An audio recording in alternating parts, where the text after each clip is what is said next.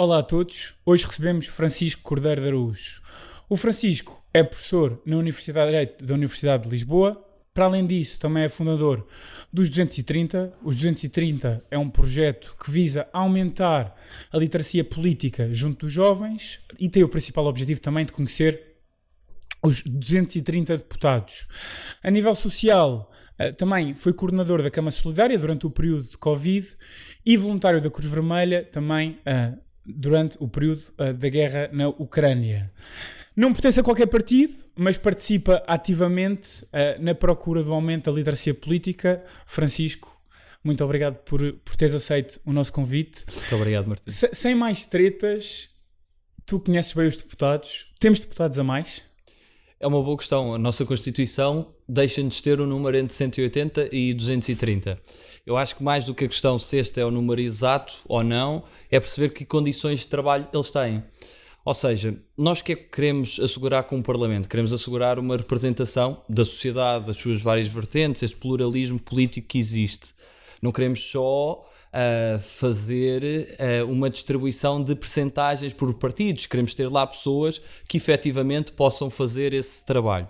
Qual é aqui a questão? É que muitas vezes acabamos por enverdar demais por disciplinas de voto, que condiciona a própria liberdade de ação e liberdade de pensamento, diga-se, dos próprios deputados, e aí perguntamos se não fazia mais sentido, se calhar no panorama atual, se calhar temos 8 deputados aí funcionassem como uma sociedade de acionistas em que cada um teria a sua percentagem, depois sabíamos a votação final, mas isso não me parece uma solução adequada. Ou seja, precisamos de um grande número para trabalhar diferentes assuntos em comissão, que é aí que se faz o grande trabalho. Agora, esse número de deputados, seja ele qual for, tem que garantir à partida que os deputados têm condições para fazer esse trabalho. Sobretudo deputados que fazem parte de um grande grupo parlamentar, por exemplo, o PSD com 120 ou o PSD com 77 ou o PS com 120, têm uma assessora ou uma secretária para 6 ou 8 deputados. Gerir a sua agenda, terem essa capacidade de trabalho é mais difícil. Também depende do peso político que tiverem no partido. Mas efetivamente nós também temos que dotar, se calhar até mesmo com o maior número e utilizando os mesmos recursos financeiros, dotar os deputados de uma capacidade de trabalho diferente, porque o trabalho de um deputado não pode ser somente um trabalho burocrático, é preciso um contacto com o eleitorado, claro. É preciso um contacto com a sociedade civil em geral, é preciso dominar certos assuntos, mas tentar ser também ele próprio um pequeno centro de decisão e de filtro. E o que nós vemos é que noutros parlamentos, e se olharmos para a realidade europeia, a equipa que um eurodeputado tem não se compara com a equipa que um deputado tem. E logo aí prejudica o seu trabalho. Mas a nível nacional, vemos realidades com menos deputados. O problema é a falta de condições ou a não produtividade para alguns deputados, para o trabalho que existe? Isso depende. Primeiro, é difícil se calhar medir a produtividade do deputado. Sem dúvida. Nós também não temos um sistema, lá está, voltando ao Parlamento Europeu, um sistema tão comum de premiação de deputados. Não há quem faça tanto esse trabalho. Mesmo esses prémios também têm algumas coisas que lhes diga se correspondem a uma análise factual ou não. Certo. Mas a questão que nós temos aqui é que não é visível grande parte do trabalho dos deputados. Ou seja, voltando a este ponto, onde é que se faz grande parte do trabalho duro de um deputado? São nas comissões, não é no plenário, e que são muitas vezes meros exercícios de retórica. No trabalho de comissão, sobretudo os deputados que se têm que dividir por diferentes comissões e às vezes são os únicos desse próprio partido, é um trabalho difícil se uma pessoa quiser levar a sério. Ou seja, o trabalho de deputado muitas vezes parece que um deputado que faça pouco e que aposte numa retórica, numa presença se calhar significativa nos mídia ou nas redes sociais, vai passar uma imagem que é um bom deputado. Um deputado se calhar que tenha mais afinco nas suas funções de comissão, produza mais relatórios, não só numa lógica de hiperatividade legislativa, mas esteja em cima dos acontecimentos, pondere muito bem os seus votos e não vá só atrás do seu grupo parlamentar ou do vento, digamos assim, do que é popular na sociedade, é uma função desgastante, é uma função difícil.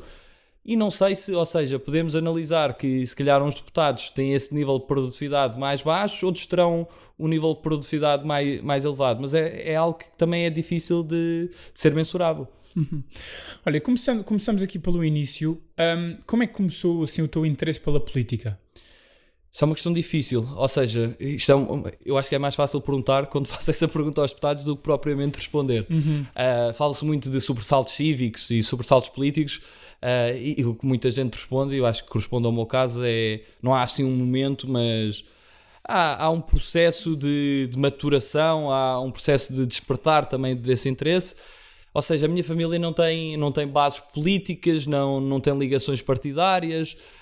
Acho que tinha um trisavô que foi presidente de junta, mas não reconheceu nem sequer o meu bisavô, então eu supostamente não sou dessa linhagem.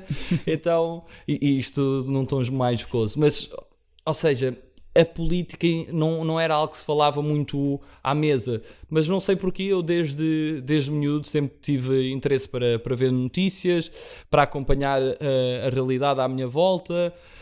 Mesmo muito cedo, e isto eu cresci nos Açores, lembro-me de, estando um pouco distante do que era o centro de decisões, lembro de momentos na minha infância, como por exemplo eu ter estado a viver na base das Lajes quando foi a Cimeira das Lajes, e tudo o que era o movimento à volta daquilo, e depois mais tarde perceber o que é que também isso significou e o erro que foi cometido.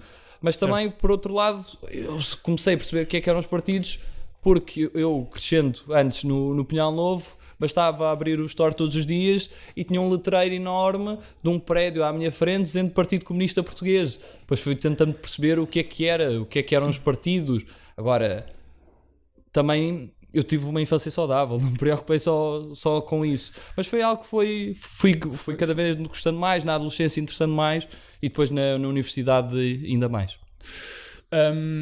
E depois como é que surge aqui o projeto dos 230? Portanto, esse gosto que tu ganhaste na universidade, depois teve o seu auge com a elaboração do projeto, ou já tinhas andado em outras iniciativas na universidade? Eu tinha outras iniciativas não ligadas diretamente à política, tipo, por exemplo, numa associação que era a ELSA, a European Law Students Association, que tinha, ou seja, além dessa vertente jurídica, dessa capacitação, tinha uma vertente cívica ativa no campo dos direitos humanos, tinha uma visão que resume muito bem o que ainda hoje considero ser um objetivo de vida, esta ideia do mundo justo em que haja respeito pela diversidade cultural e pela dignidade humana. Eu acho que são valores importantes e que uniam pessoas de diferentes países, até com uma diversidade de pensamento, mas sempre focada nessa visão humana do próprio mundo. Depois tive outro tipo de experiências. A minha formação também no Colégio Militar sempre foi muito numa lógica que nos incutiam de valores, uma lógica de ideais, não ideológica, mas sobretudo do espírito de servir, de olharmos para a comunidade, de perceber que muitas vezes a nossa felicidade também se encontra na nossa relação com a comunidade. E isso foi algo que depois foi surgindo. Depois, se calhar muito com esse espírito de missão, em 2020... numa altura de transição na minha vida e vivendo-se também numa pandemia, pensei em criar algo diferente, e na altura pensei em fazer uma lista do que considerava que eram defeitos da democracia. Sabia que queria fazer algo de forma independente, mantendo a minha independência, mantendo a minha liberdade de pensamento, criar algo que fosse novo, algo que fosse inovador, mas acima de tudo algo que fosse pragmático. E começou exatamente por entrevistar os 230 deputados e depois evoluiu para um conjunto de projetos. E o nosso objetivo de ter alguém de política aqui era ter alguém imparcial.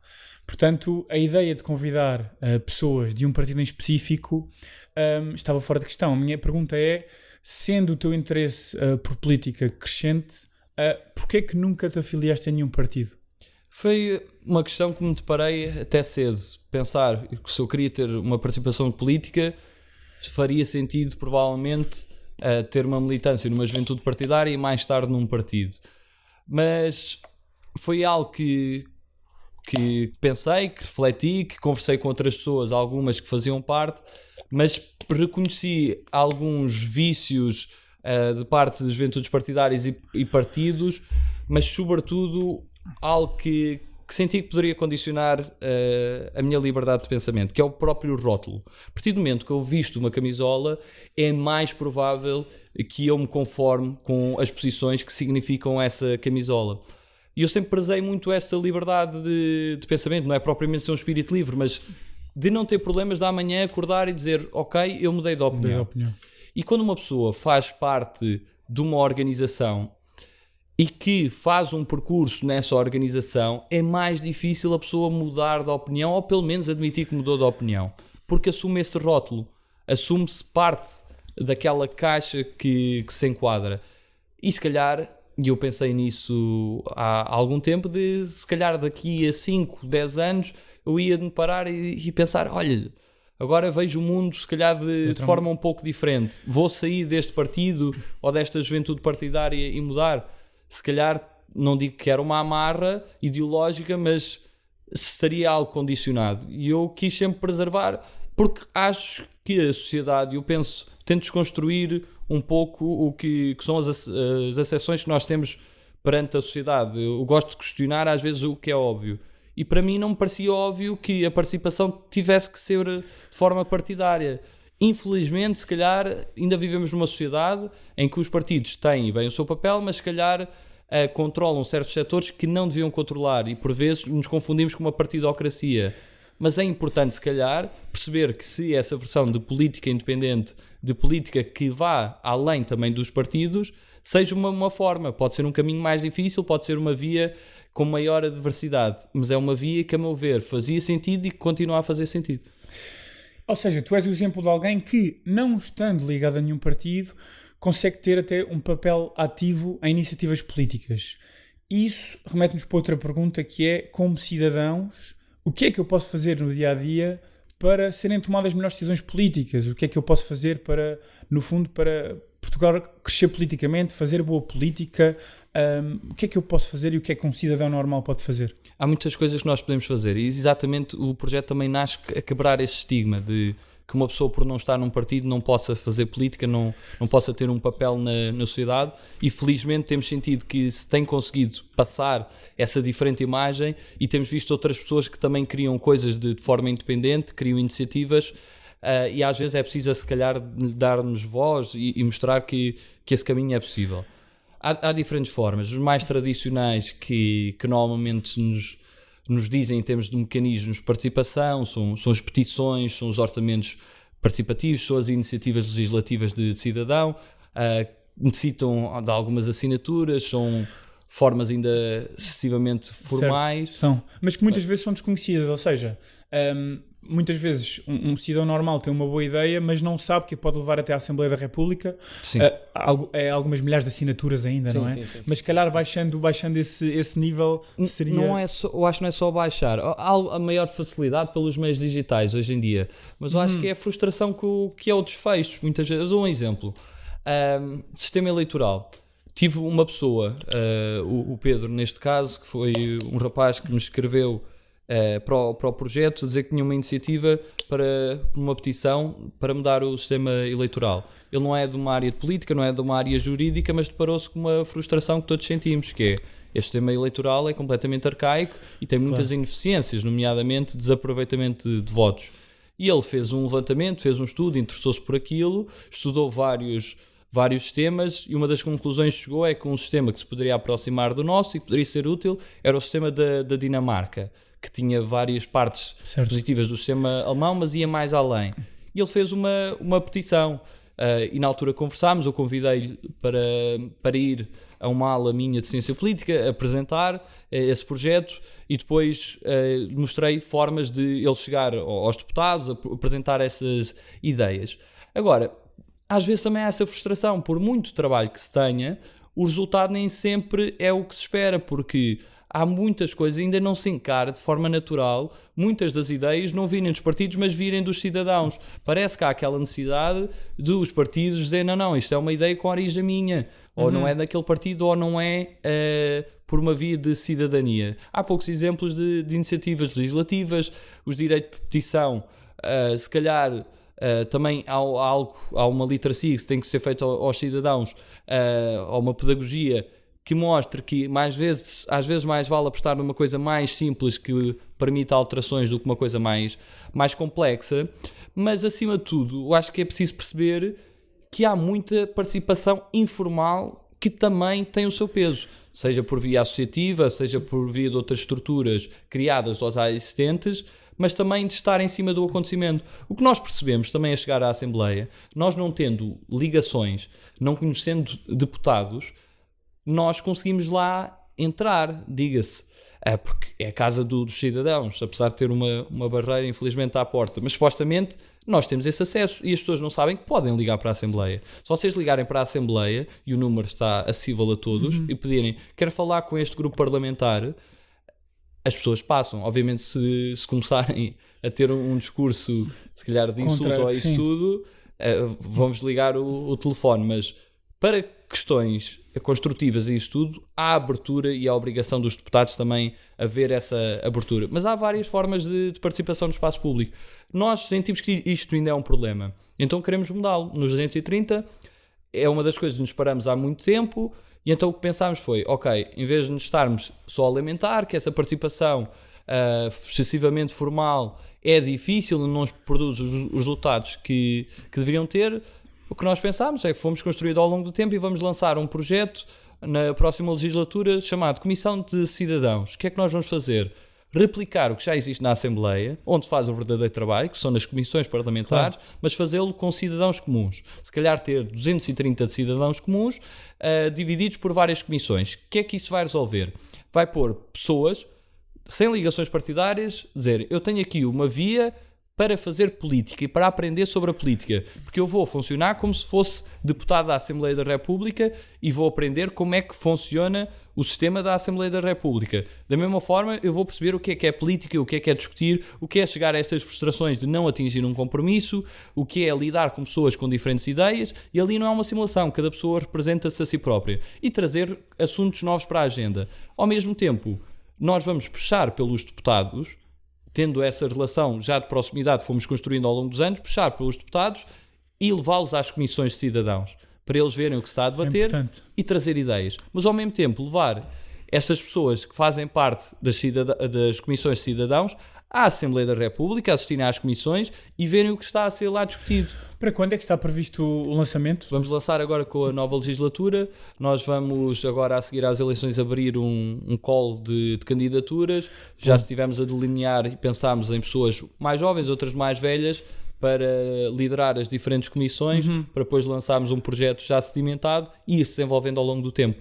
Porque ainda agora estava a fazer um convite a uma pessoa antes de vir para aqui e estávamos a discutir qual era o andamento que teriam no final as propostas. Nosso objetivo é pôr as propostas também a ser discutidas no espaço da Assembleia da República e tentar mostrar que é um caminho mais próximo. Mas ao mesmo tempo, muitas dessas propostas vão falhar e isso é positivo, porque nós, para evoluir, temos que falhar. E uma pessoa não pode ter só uma visão romântica da política. Tem que ver a política como é a própria realidade. De perceber que se calhar faz uma proposta e se calhar isso já era feito. Ou faz uma proposta e se calhar depois percebe, ouvindo também um especialista, que é uma coisa que vamos tentar fazer, levar especialistas, perceber que se calhar aquilo não faz assim tanto sentido. Ou se calhar a ideia é boa, mas não atinge o apoio necessário para levar para a frente uma ideia. E também tem que haver essa responsabilização. Por isso, é que nós queremos ter ou mudar um pouco esta postura de só de reivindicação, só de protesto, mas dar ferramentas, fazer, criar, falhar e voltar a construir.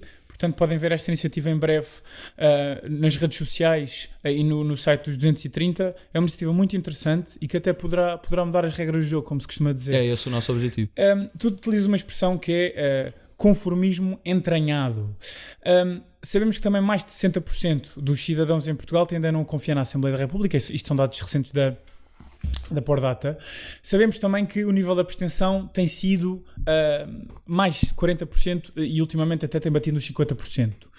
De quem é que é a culpa e como é que se resolve isto?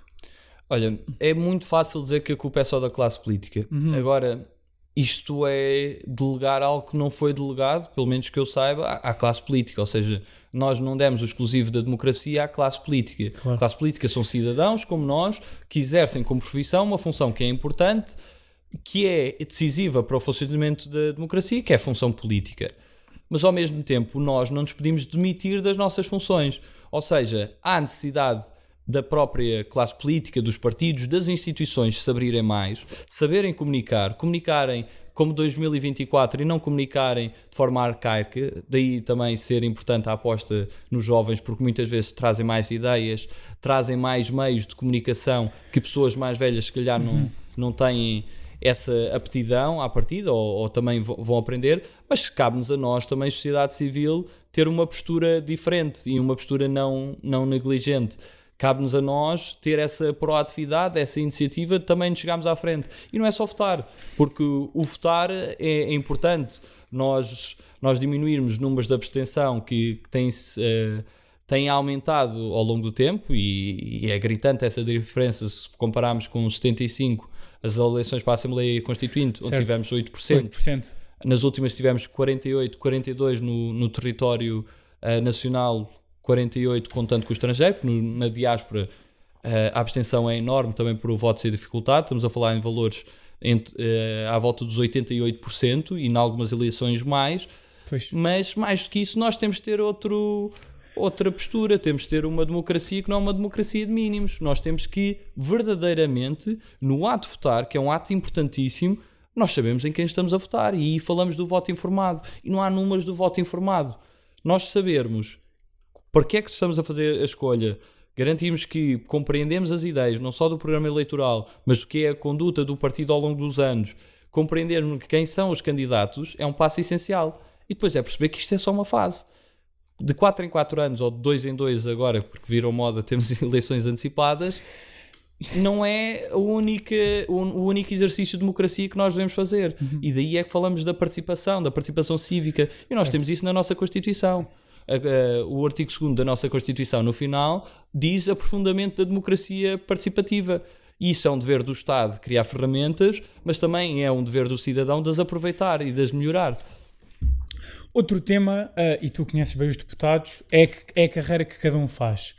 Eu sinto muito que quando vamos ver o currículo da maioria dos deputados, todos eles tenham a maioria carreira política. Precisamos de mais deputados com outra carreira e que não dependam da política, ou tem de haver esta habituação à política e muitos anos de experiência? Eu acho que eu mudei um pouco a minha ideia, porque achava que era o percurso tradicional de juventude partidária e depois chegavam a deputados já na juventude partidária ou mais à frente quando pertenciam à estrutura do partido. Nem sempre é verdade. Há uma maior ligação, sobretudo porque, ou seja, nós estamos a falar de muitos deputados e muitos deles, verdadeiramente a ligação não é à estrutura nacional, é à ligação à concelhia, à distrital, e aí aparecem casos interessantes de pessoas que entram na política mais tarde ou que de alguma forma tinham alguma ligação às câmaras municipais e ao poder local e depois de alguma forma aparecem nas listas dos partidos nos vários círculos eleitorais e depois vão para a Assembleia da República. Mas sim, há um paradigma grande de percurso político alargado e às vezes falta de contacto com outras áreas que seriam chaves, apesar de haver exceções. Eu acho que temos que compreender duas coisas. Primeiro, em termos de especialização, claro que faz sentido uma dedicação e um conhecimento político de pessoas que exercem a atividade política. Isso é óbvio.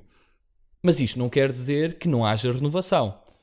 E que, sobretudo, que não haja algo que destrói ou que mina a credibilidade de uma democracia. Que é uma pessoa olhar para um político e pensar, esta pessoa se não estivesse aqui não fazia mais nada. Porque isto cria uma coisa, que é, não se tem a liberdade de dizer não. E quando uma pessoa não tem outra profissão, além desta importante profissão, que é a atividade política, a pessoa não vai dizer que não. Porque sabe, se não faz aquilo, não tem outro sítio para onde ir. Se prezar a sua liberdade de pensamento, discordar com uma liderança partidária, sai de certas funções ou não aparece nas listas para concorrer a essas funções e se calhar não lhe arranjam outro cargo. E isso é uma preocupação que nós temos de ter. É porque nós olhamos um bocadinho para os atuais líderes e apareceu o Coutinho Figueiredo e ele, que olhamos para o percurso dele e teve um percurso diferente da maioria dos... Estava a passar no ecrã gigante agora aqui da nova. Dos líderes partidários. E estava a passar. E trouxe uma lefada de ar fresco. Parecia que tinha um discurso diferente, conseguiu crescer o partido, agora temos outro líder, mas eu pergunto, com tanto talento em Portugal, se não poderá haver mais casos destes. Ok, falando aqui agora em política europeia, muitas vezes as pessoas não têm noção de qual é o efeito prático das eleições europeias para a nossa vida em geral, não é? Temos mais das legislativas porque são cá. E essa era a pergunta, ou seja, qual é a importância de elegermos o melhor deputado europeu possível para a nossa vida cá também melhorar? Acho que este ano nós vamos ganhar noção da importância do que se está a decidir. Cada vez mais a Europa, apesar de ter alguns sinais de unidade, mostra mais do que diversidade, porque isso é saudável, mostra uma polarização que pode preocupar e dividir o continente, e para uma geração que cresceu numa Europa unida, vai ser interessante perceber o que é que vem aí. Quando nós, em janeiro, estivemos a escolher os próximos 720, que vão passar a ser 720 eurodeputados, a arquitetura do Parlamento Europeu vai decidir muito o que será o futuro da Europa. Claro. O futuro da Europa, quando nós falamos da Europa, nós temos de perceber que toca a nível local e a nível nacional. Cerca de 70% do que influencia a nossa vida, muitas vezes é decidido, seja em Bruxelas, seja em Estrasburgo. São decisões que têm impacto na nossa vida e são questões que às vezes até lembro que na sessão plenária da semana passada, isto não é dizer que a União Europeia decide sobre pequenos detalhes ou minúcias que não devia decidir, mas há questões que têm que ser decididas ainda por respeito ao princípio da subsidiariedade a nível europeu. Por exemplo, estavam a discutir a questão dos elementos que faziam parte dos detergentes da louça, por exemplo. São coisas que parece, porque é que aquilo se está a decidir, mas tem que haver também uma harmonização, ou neste caso uniformidade, em relação a todo este mercado.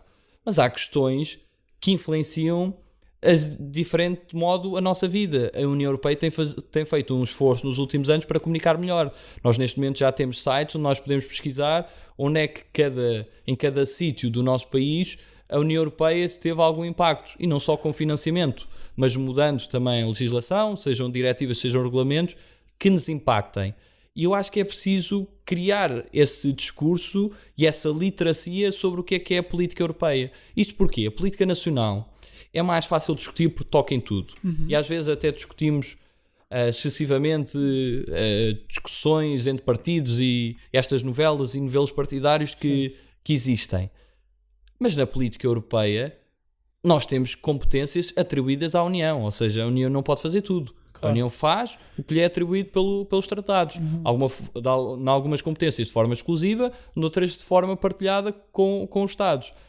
E desta arquitetura, deste modelo de construção europeia, precisamos de nós perceber para que trajetória queremos ir. E há diferentes vertentes. Há pessoas que preferem caminharmos para uma federação, outras preferem mantermos-nos numa confederação, menos pensam em construir uma Europa totalmente diferente, seja se calhar uma organização meramente intergovernamental, em que não há aprofundamento destas relações entre Estados, são meramente uma lógica de apenas os Estados não abdicarem qualquer tipo de soberania e manterem-se nas suas posições. Mas é preciso falar disso, é preciso trazer estes assuntos para a mesa, porque nós, não é só através do programa Erasmus que nos sentimos europeus, nós fazemos parte deste continente e, sobretudo, numa altura que a visão deste continente que está a ser questionada, nós temos de perceber que Europa queremos e como é que queremos fazer parte. E é bom Portugal estar bem representado lá fora.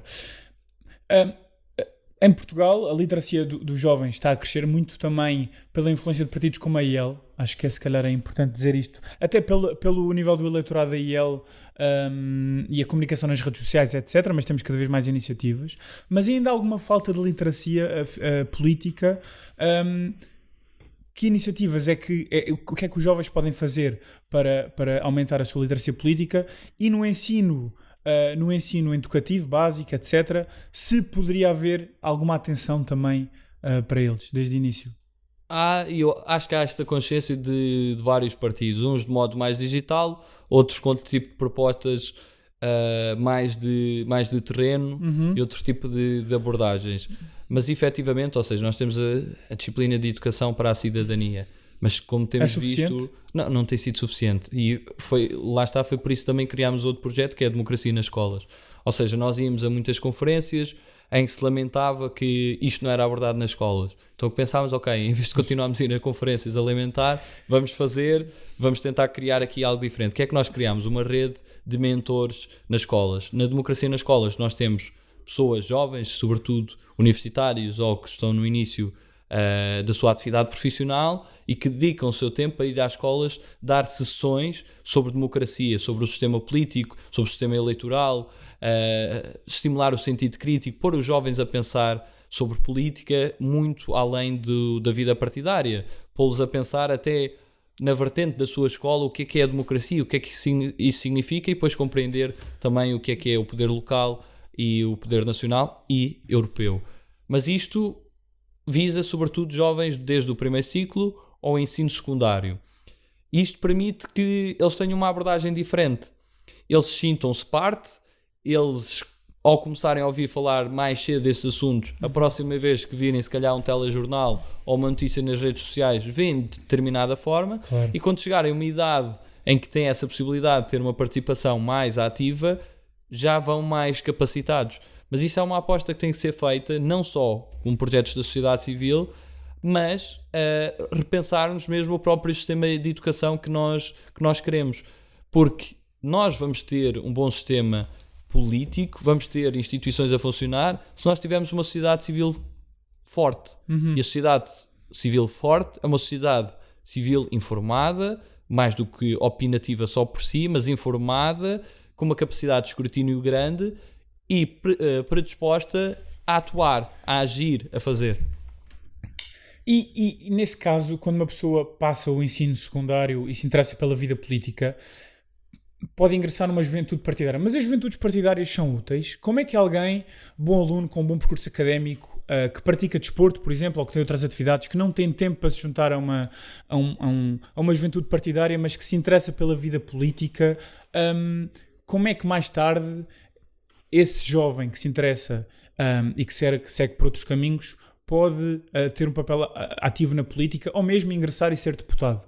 Isso é possível sem ingressar numa juventude partidária? Em termos das juventudes partidárias, acima de tudo, são escolhas individuais. Certo. Eu acho que cabe a cada um, e isso infelizmente ainda acontece, pessoas que se cedem um pouco à pressão, sobretudo em momentos eleitorais dentro das próprias juventudes partidárias, que acabam-se por filiar, um pouco porque os amigos filiaram ou porque alguém se candidatou, mas tem que ser uma escolha individual e é uma escolha séria para quem o quiser fazer. Para chegar a certas funções no poder local é possível, porque há movimentos independentes. No poder nacional, juntas e câmaras municipais, ou seja, Assembleia Municipal, Executivo Municipal e Assembleias de Freguesia é possível, porque podem criar movimentos independentes. De acordo com o nosso sistema eleitoral, nas eleições legislativas não é possível. O que há é convites de partidos a pessoas independentes, mas que mesmo assim muitas vezes têm disciplina de voto, ou seja, claro, não estão completamente independentes lá dentro. Infelizmente, isto leva-nos a pensar que o nosso sistema eleitoral devia ser construído de outra forma para permitir círculos mais pequenos, por exemplo, não termos o que nós temos em Lisboa e no Porto, de 48 deputados em Lisboa, 40 no Porto, ter também um círculo de compensação nacional que resolvia outra coisa, mas ter círculos mais pequenos que permitissem listas independentes, obviamente escolhendo um determinado número de assinaturas, para isto também não ser à balda, senão também não é possível haver um debate e um escrutínio. Porque eu acho que tínhamos a beneficiar, nós temos deputados independentes e verdadeiramente nós estamos a vedar o acesso a muitas pessoas à política. Acho que acaba por ser útil a um grupo de pessoas que se gostam de estar instaladas, mas não é benéfico para a sociedade em si. Nós desperdiçamos muito talento de pessoas capazes, que às vezes até vão lá para fora e que podiam dar muito ao nosso país. Sem dúvida, e é com dar muito ao nosso país que terminamos. Espero que tenham gostado. Espero que tenha também contribuído para se interessarem mais por política e para aumentar a vossa literacia política. Francisco, muito obrigado. Muito obrigado pelo vosso convite. Obrigado. Até à próxima. Até à próxima.